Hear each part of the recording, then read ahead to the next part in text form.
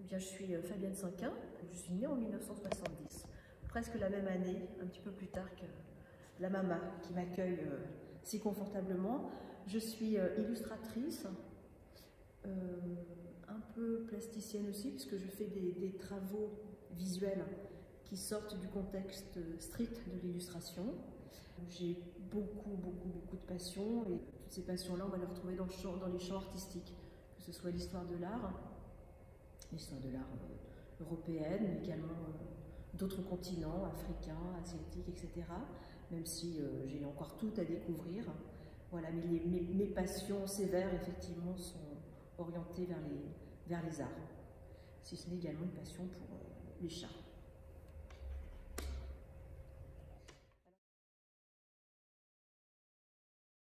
Le pluriel ici va très bien, puisqu'effectivement, je n'aime pas m'enfermer dans une technique.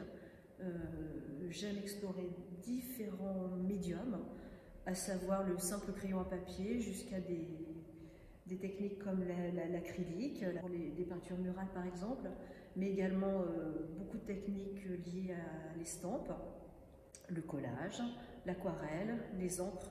Et puis, comme cette découverte sur la question précédente de l'histoire de l'art, je me plais à découvrir d'autres techniques encore, voilà, comprenant à mon âge que la vie passerait très vite, et donc une sorte de boulimie d'apprendre et de découvrir d'autres techniques, de les mêler, etc.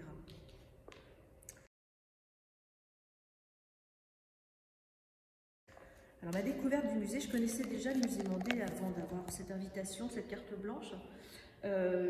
Alors, je suis friand de découvrir les grands musées, que ce soit le Louvre, Orsay, etc., les grands musées d'Europe, mais je me plie toujours, dans mes voyages ou mes déplacements, à aller voir les petits musées et d'y aller comme dans une chasse au trésor, en me disant il doit y avoir dans ce musée une perle, une œuvre d'un grand artiste qui n'est qu'ici. Le musée Mandé fait partie de ces musées que j'aime, plus particulièrement pour la vitrine dédiée au design contemporain, mais également pour quelques toiles, encore une fois, qui n'appartiennent qu'au musée Mandé, et c'est le cas avec l'œuvre du peintre Cornet.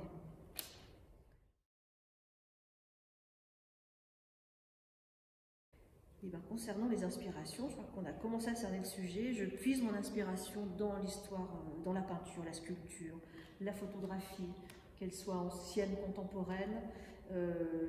Encore une fois, les arts, moi, me nourrissent. C'est-à-dire qu'à partir de ces œuvres d'art qui me plaisent, je pourrais même dire qui m'aident à vivre, quoi, à me connaître, à me reconnaître, à me sentir bien dans le monde dans lequel on est, malgré toutes les âpretés qu'il a aussi. Bref, donc les œuvres d'art, pour moi, c'est le terreau fertile. Et puis les œuvres littéraires, bien sûr, enfin voilà, le domaine des arts en particulier, d'une manière très large.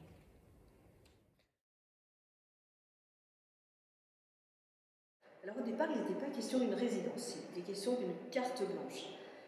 Donc sachant que les 3/4 de mon travail, c'est des illustrations, ça sous-entend des petits formats, les formats d'un album. Alors j'ai imaginé mettre dans cette salle d'exposition, qui est quand même assez vaste, avec cette grande surface, de petites galeries, j'ai anticipé en me disant mais ça va être très ennuyant de montrer une série de petits formats, etc. Je trouve une idée de dessin qui pourrait se déployer dans l'espace. Et puis très vite est venue l'idée d'une peinture murale. On pouvait envisager également une scénographie où on aurait pu se déplacer, etc. Mais bon, voilà, c'est imposé pour moi la peinture murale. Et du coup, il fallait que je fasse ce travail in situ. C'est pour ça que cette carte blanche n'était pas juste déplacer des œuvres et les exposer, c'était vraiment de faire un travail qui s'intègre dans le lieu offert pour cette exposition temporaire. Et donc, il s'est traduit par cette peinture murale, cette mise en scène de personnages que je suis allée puiser dans les collections riches et variées du musée. Et ce lieu est devenu 3 semaines pleines mon atelier, mon lieu de travail, et un lieu de travail très plaisant. Alors il y a un contexte un petit peu particulier, c'est qu'il s'est fait en plein Covid, c'est-à-dire que j'étais dans ce musée seule. Alors je pense que dans un musée on n'est jamais vraiment seul parce qu'il y a évidemment la présence des œuvres. Et puis comme j'ai fait dialoguer ces œuvres d'art, enfin je me suis jamais sentie seule, mais en dialogue avec les œuvres du musée. Et puis aussi en dialogue avec toutes les personnes qui travaillent au musée. Et ça, c'était pas rien non plus. Voilà, je me suis vraiment sentie très à l'aise dans ce musée. Aussi bien les dialogues solitaires et secrets avec les œuvres d'art, et puis les présences de tous les gens qui font vivre un musée. Voilà, c'est pas rien non plus comme expérience. Donc des projets autour de sérigraphie, de projets plus personnels, pas forcément narratifs au sens strict, voilà, plus des déambulations à travers des images. Alors peut-être c'est effectivement la suite de ce travail au musée Mandé. Voilà, mais pour le moment c'est en gestation, en secret. Voilà. Ça se dessine quoi.